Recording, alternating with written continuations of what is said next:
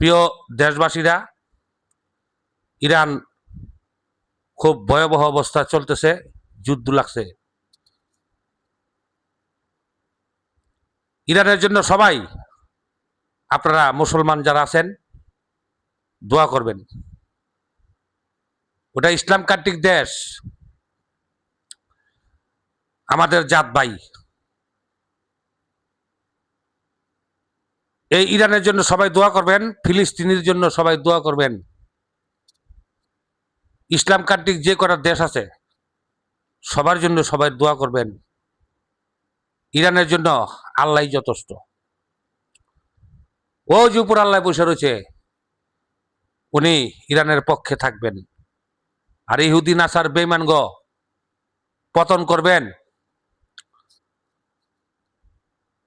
ইহুদি নাসাররা আমাদের মুসলমানের উপর ক্ষতি করতে চেষ্টা করবে।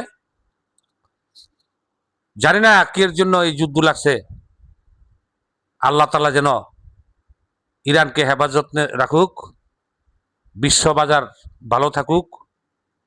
আর এলে তো বিশ্ববাজারে তেলের সংকট দেখা দিবে। আপনারা সবাই দোয়া করবেন এই যুদ্ধটা যেন বন্ধ হয়ে যায়। আমি দিন রাত আল্লাহর কাছে প্রার্থনা করছি, আল্লাহ তুমি মুসলমানদেরকে হেফাজত রাখুন, এই যুদ্ধ বন্ধ করুন। আমরা যুদ্ধ চাই না।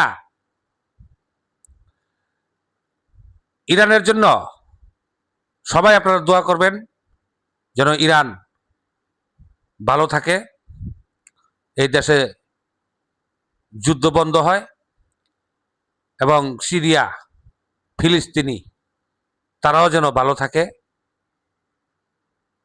এশিয়ার যে কটা মুসলিম দেশ আছে সব দেশই যেন ভালো থাকে, এই কামনাই করি। আসসালামু আলাইকুম ওয়া রাহমাতুল্লাহি ওয়া বারাকাতুহু।